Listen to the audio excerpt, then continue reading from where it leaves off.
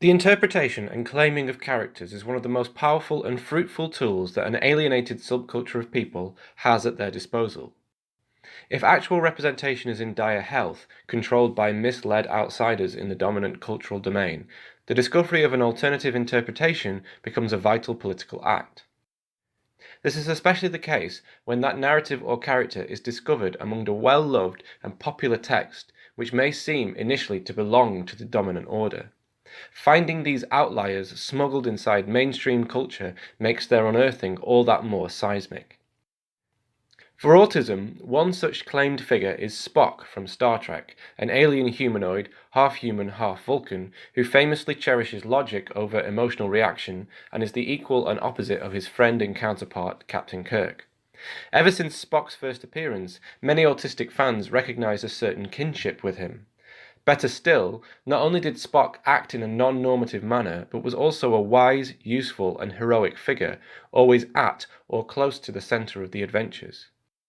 Here was a well-known and well-loved character right at the heart of popular culture, who displayed all the tenets of a different neurotype.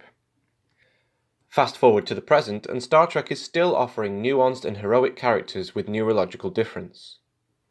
In the latest installment, the excellent Star Trek Discovery, there are at least 3, and one of those is the main character, Michael Burnham. Burnham is a feisty and forthright human who has been raised by Vulcans, so she has some similarities with Spock. She favours logic over emotion, and sometimes struggles to connect emotionally with others. These habits may be explained by her upbringing, but they may also be naturally innate, suggesting a form of autism. There are 2 more. Cadet Sylvia Tilly, Burnham's roommate, and Lieutenant Paul Stamets, the chief scientist on the Discovery. As blogger Queerly Autistic points out in a post about autistic headcanons, all 3 of these characters embody different traits that are often found in autism. Tilly is excitable and can struggle to keep her excitement under control. She speaks before she thinks, becomes entirely absorbed by her tasks, and, in her first introduction, quickly gets flustered about the fact that Burnham has taken her preferred bed. Stamets can be blunt and unfiltered and is brutally dedicated to his science, to the extent that he will shut other people down or shut them out entirely. Later in the series, he softens somewhat, but maintains some social abrasions and peculiarities. For more about the autistic nature of Burnham, Tilly, and Stamets, see the blog from Queerly Autistic and the article on the Mary Sue. Links are below the video. All this claiming is well and good, but can it then be taken to the next level? Can a claimed character, like Burnham, Tilly, or Stamets, be officially transformed by the writers into the show itself? Once the process of subculture claiming has happened, this is the next logical and thrilling step, but it's one that's fraught with difficulties. The writers of Star Trek Discovery may feel ill-equipped to tackle autism properly, although there are a wealth of autistic sci-fi writers out there who will be more than willing to advise. Would it be worse if the writers went for it and then got it horribly wrong, turning Tilly into a Rain Man-style maths savant, for example, or implying Stamets has a lack of empathy entirely because of his autism? It could so easily be mishandled. But Star Trek have been here before. As documented by John Tulloch and Henry Jenkins in their book Science Fiction Audiences, in the 1980s, a group of homosexual Star Trek fans began to very vocally question the clear lack of gay characters in the supposed utopian future of Star Trek and its diverse world. There was not the hint of same-sex desire or affection, and while Gene Roddenberry had seemed open to the idea, the appearance of a queer, regular character refused to emerge. The fans pushed, the producers pushed back with a limp excuse.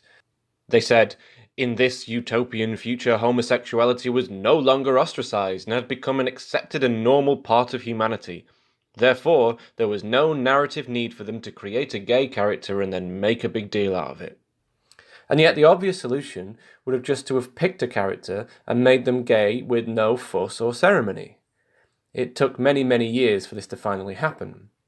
There's a blink and miss it moment in the film Star Trek Beyond when Sulu is reunited with his husband and daughter. And then in Discovery, thank the stars, Lieutenant Stamets himself is revealed to be an openly gay man in a tender and loving relationship with the chief medical officer, Hugh Culber. With Tilly, Stamets, and/or Burnham, Star Trek now have an opportunity to do something similar for autism, and if they were brave enough and sensitive enough, it could be quite groundbreaking. Ultimately, the question becomes about the act of imagining utopia, which has always been the central idea of Star Trek, the creation of a better future. The question is a sticky one. What place does disability have in concepts of utopia?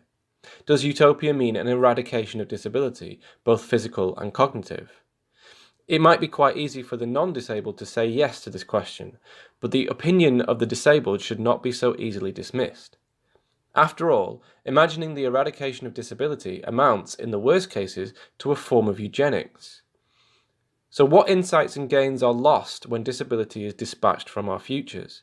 And does the depiction of a future without disability suggest a certain worthlessness for a disabled person in the present? Instead, the futures our utopian science fictions like Star Trek could work towards are ones where bodies and minds continue to be fallible, flexible, vulnerable, unruly, and alternative, but with a recognition that these are potent and energizing factors towards diversity, unity, and the essential richness of human life. The writers of Star Trek Discovery would do well to tune into the simmering excitement of their fans and do more than just humour the interpretation of Burnham, Tilly, and Stamets as autistic. Some ideas.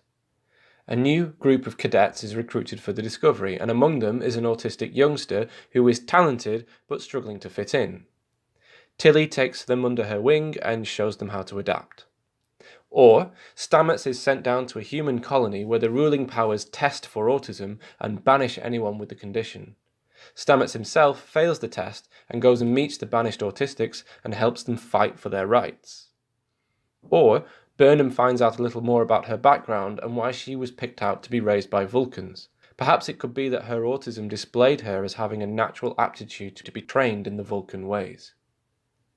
To paraphrase Star Trek's most famous quote, it may be time for the writers to boldly go where very few people have gone before, a neurodiverse utopia proud of the presence of autism. After all, the fans have showed them that they are halfway there already.